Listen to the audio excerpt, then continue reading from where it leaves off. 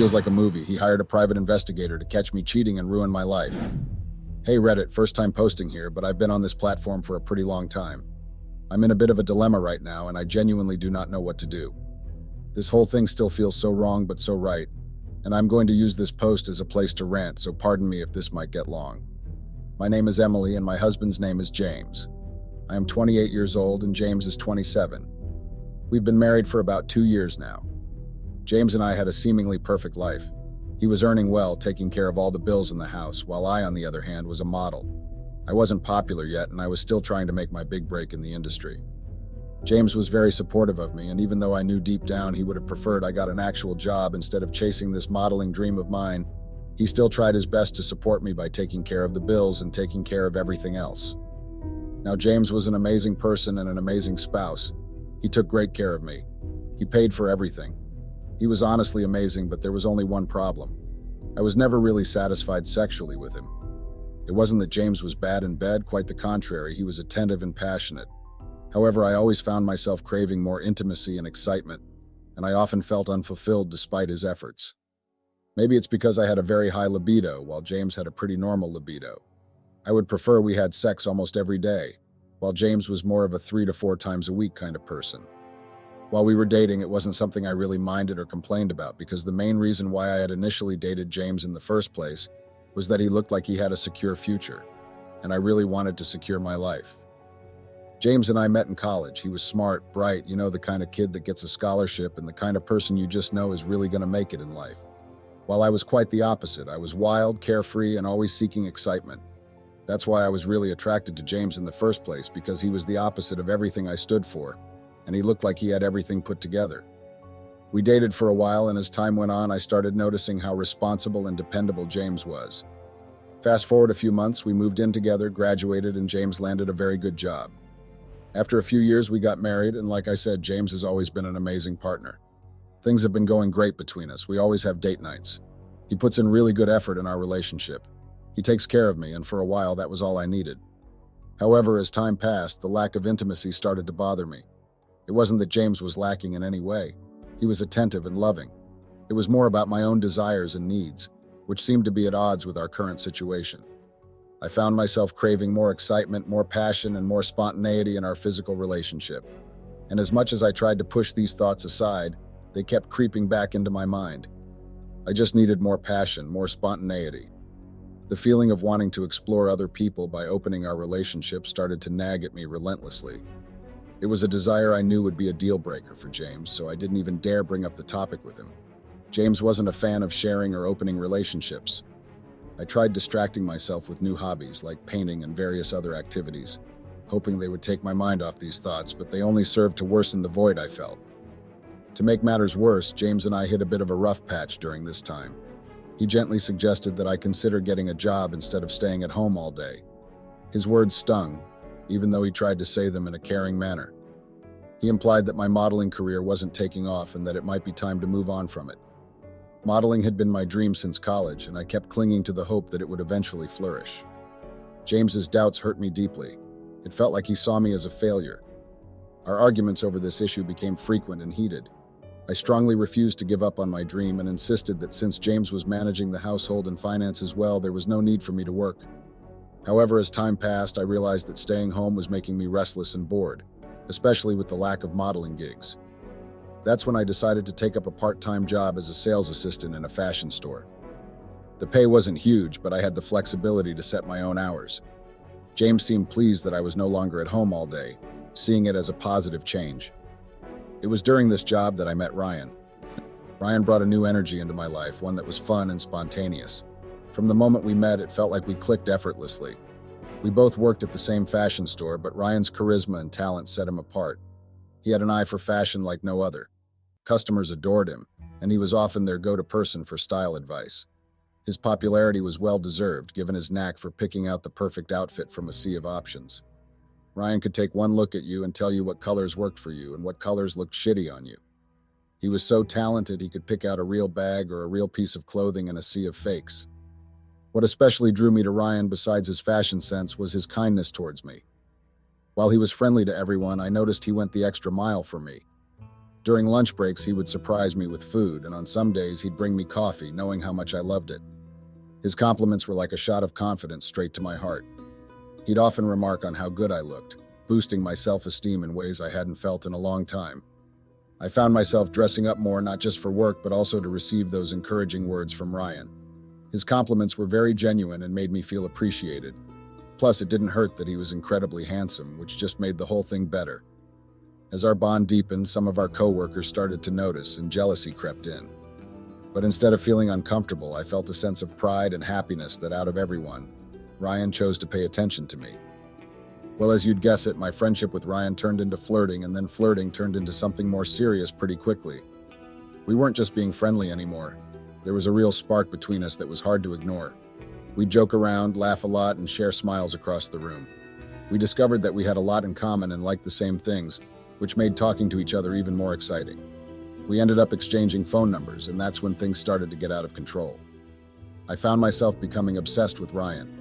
I was always on my phone, waiting for his messages and chatting with him constantly. I would smile and laugh at my phone obnoxiously because, to be honest, Ryan made me feel like a teenager again. And when James would notice and ask what was funny, I'd tell him nothing.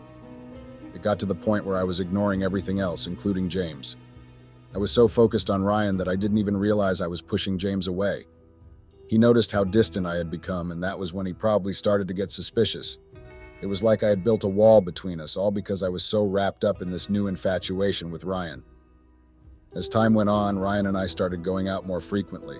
We'd catch a movie, grab dinner or lunch together, and just enjoy each other's company. It felt amazing to have a genuine friend, someone I could connect with on a deeper level. I've always been somewhat of a loner, so having Ryan around was like a breath of fresh air in my life. He was the first genuine friend I had after such a long time of being alone. Despite the fact that both of us had initially agreed to keep things platonic, it became pretty clear that our feelings were growing beyond friendship. I knew Ryan wanted more, and truth be told, so did I. However, I was reluctant to even think about it because I was, of course, married. To ensure James remained in the dark about Ryan, I started turning off my location whenever we hung out. If James asked, I'd blame it on a glitch or network issue. It was a small lie, and why did I do it? Because the thought of explaining to James, sharing Ryan's existence with him, felt like a breach of this newfound secret world I had with Ryan. Plus, I selfishly wanted Ryan all to myself, at least for a little while longer. Of course, James noticed the disconnect between us and tried to address it several times. He would sit me down, concerned, and ask what was going on with us. He wanted to understand why I seemed so distant and uninterested in our relationship. However, I would brush off his concerns and dismiss them as paranoia and insecurity. Whenever James brought up his worries, I would downplay them, telling him he was imagining things or overthinking. I reassured him that everything was fine between us, despite my actions that clearly said otherwise. I would deflect his questions and avoid any real discussion about the state of our relationship. This gaslighting behavior on my part only added to James's confusion and frustration. He knew something was off, but my denials and insistence that everything was okay prevented us from having honest conversations about our issues. I'm pretty sure that's something that also worsened his suspicions. James tried everything to win me back. He planned romantic date nights, put effort into making our time together special, but I was too caught up in my affair with Ryan to notice or care. Whenever we were supposed to have quality time together, I would be constantly on the phone with Ryan, chatting away, oblivious to James's attempts to connect. Even during our movie nights, where we used to cuddle up and enjoy films together, I would be glued to my phone, engrossed in conversations with Ryan, ignoring both James and the movie playing in front of us. James would try to engage me in conversations, make jokes, or share something meaningful, but my attention was always diverted elsewhere. It became a pattern that I didn't notice then, where James's efforts to rebuild our relationship were always met with my indifference. Well, after spending more and more time with Ryan, it became increasingly difficult to keep our relationship strictly platonic. I found myself drawn to him, his charm, his attention, and the excitement of something new and forbidden. And ironically, Ryan was in a relationship and had a girlfriend. Despite knowing that Ryan had a girlfriend, our interactions became increasingly intimate. We would often hang out at his place when his girlfriend wasn't around, watching movies, chatting, and flirting. Then came that fateful day when we finally crossed the line. I knew that it was eventually going to happen, and I knew I should have avoided Ryan, but I was feeling neglected and unfulfilled in my relationship with James, and Ryan's attention was like a magnet pulling me in. When he made a move, I didn't resist. I was just so caught up in the moment that I gave in. It was a betrayal of James's trust, and deep down I knew it was wrong. Of course, the guilt set in immediately after, and I was consumed by regret. For the next couple of days, I called in sick at work so as to avoid Ryan and just think about the consequences of my actions. There were moments when I considered coming clean to James, quitting my job, and starting afresh. But I knew the truth. I knew confessing to James would shatter our marriage forever. Besides, there was a part of me that knew that I had loved having sex with Ryan. Of course, I couldn't avoid going to work for so long, so I eventually had to resume. Ryan approached me and we started talking again. Despite the fact that I had promised myself that I would not do this again, I would bury it deep down, I would never tell James, and I would just avoid Ryan. But no matter how hard I tried to stay away from Ryan and bury my guilt, the attraction between us was just too strong. We ended up getting involved in a full-blown affair much faster than I thought possible. It was like in a movie, it all happened so fast. Even though I initially told myself I wouldn't give in to Ryan's advances, I couldn't resist. Despite all my attempts to reject him or keep my distance by rejecting him whenever he brought me food or coffee and even telling him we couldn't be friends anymore, his persistence and charm wore me down. The temptation was just too much, and before I knew it, we were having sex again. To avoid getting caught, we couldn't keep meeting at Ryan's place. Instead, we started booking hotel rooms. The first time we did this, I was so consumed with guilt and fear. What if James found out? What if he walked in on us? The shame was so overwhelming. But as we continued meeting in hotels, the guilt started to fade. It was replaced by this rush of excitement. As my affair with Ryan heated up, I started ignoring James more and more. I wasn't really tuned into him anymore. It's like he faded into the background while Ryan took the spotlight. Ryan made me feel incredible, like I was living a whole new life with so much passion and excitement. I got so caught up in Ryan that I stopped paying attention to James. Our conversations became surface level, and I didn't bother to dig deeper into his feelings or needs. It was like I put up a barrier between us, and Ryan was the only one who could get through. Even when James made efforts to connect or talk, I was too wrapped up in Ryan's world to notice or care. I was living in this thrilling fantasy with Ryan, while my relationship with James slowly fell apart without me even realizing it. As Ryan and I kept meeting up in hotels away from town, I got too comfortable. I felt untouchable, like we were winning every round of this game we were playing. It became our routine to sneak away multiple times a week, and we always picked places where we wouldn't bump into anyone we knew. Just the other day, I met Ryan again, and we did our usual thing. We had lunch after work, then went to a hotel and lodged, had sex, and then I headed back home. Earlier that day, James had initially told me his car had some issues and he would like to use mine for the day. I didn't mind, so I agreed and Ubered it to work. When I got home after hanging out with Ryan, the apartment was totally empty. I mean, not a single thing of James's was left. No clothes, no furniture, nothing. It was like he'd vanished into thin air. I was freaking out, trying to call him, but he wasn't picking up. The landlord confirmed James had told him he was leaving the lease a month ago, and that James had told him I was aware, which totally blindsided me. I screamed at the landlord. I had no clue he was planning this. James and I were married. He couldn't just leave the lease. I hung up on the landlord and continued calling James in a panic. He finally texted me. He sent over pictures of me and Ryan, basically confirming he knew about the affair. It hit me like a ton of bricks. James called me out. He said I was never satisfied, that I had ignored him for months, and that he had to hire a private eye to uncover the truth. He said he was done, he wanted a divorce, and he'd left the place for me to deal with. After James had told me that, he ignored all my other attempts to reach him. I completely lost it. I cried my eyes out for hours, just sitting there in our empty apartment. I was too much of a wreck to even dial a friend for comfort, except I didn't have any friends to call anyway, except Ryan. So here I am, pouring my heart out in this post, hoping for some advice on what to do. It's like a crazy movie, but this is my life now, and I'm struggling to make sense of it all. Everything has crumbled so fast, and I feel so guilty and confused. I still have a bit of hope, though. I wonder if there's any chance to patch things up with James. I still love him dearly, and divorce is the last thing I want. But how do I fix this colossal mistake? Can I even earn back James's trust after betraying him like this? I also couldn't help but feel a bit of anger towards Ryan. I wanted to call him, to yell at him, to blame him for everything that had gone wrong. But I know deep down I caused a huge part in this mess. Update. Hey Reddit, I didn't plan on posting an update, but here I am. The response to my last post was overwhelming, to say the least. I've received a ton of negative comments and DMs. People slut-shaming me, hurling insults and saying I deserve what I got, saying I'm delusional and plain crazy. It's been a very rough ride, and it got so bad that I avoided Reddit for a couple of weeks before mustering the courage to post this update. So here's what's been going on. First off, I lost my job. After James left and cleaned out our place without a word, I spiraled down, missed work for a week, and got fired. Surprisingly, no one reached out, not even Ryan. At that point, I was still trying to fix things with James, so losing my job wasn't my top concern. But James is set on divorce. He's made it clear that forgiving me for months of cheating is off the table. He wants me to sign the papers when they come.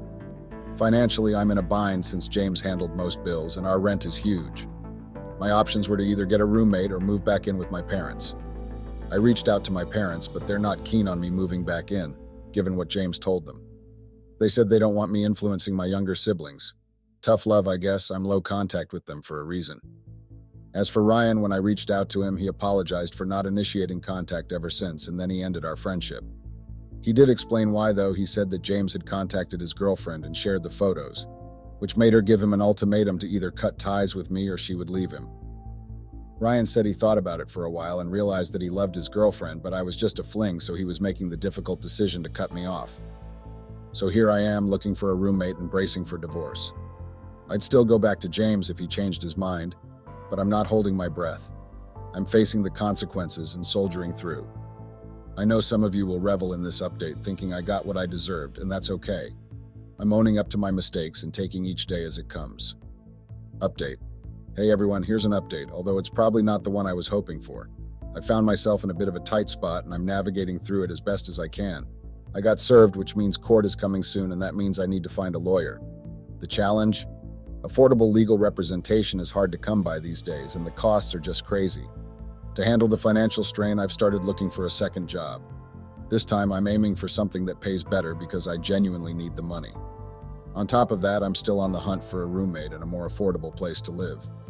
Unfortunately, the housing crisis has made it incredibly tough to find a suitable place within my budget, and I'm feeling a bit stuck. This might be my last update here because the comments and feedback I've received have been less than supportive. It's been really sad with the rude, demeaning, and mocking comments that I get. Update. Hey Reddit, it's been a while since I last posted. I know I said that would be my final update, but I felt it was important to share how things wrapped up. So we went to court, and surprisingly, it was quite quick. There wasn't much to divide, and we settled things pretty swiftly. However, that didn't stop the flood of emotions I felt afterward. My constant neglect and disregard for my bond with James pushed James away. I had to go to the bathroom because I started crying. It hit me so hard that I had lost James and our life together. I never wanted a divorce, and the reality of it all was very difficult to accept. It felt like I was the only one who truly lost something meaningful in this whole ordeal. Meanwhile, Ryan gets to continue his life with his girlfriend, seemingly unaffected by our affair. On the job front, I'm still searching for a second job. The job market is tough, and landing something that pays well has been a challenge. Additionally, I haven't had any luck finding a more affordable apartment or a roommate. The money I had saved up is dwindling fast, especially since James cleared out our joint account when he left. He did leave me a portion, which I appreciate considering our circumstances. Living off that money has been a temporary relief, but without a stable income, I'm facing the very real possibility of homelessness.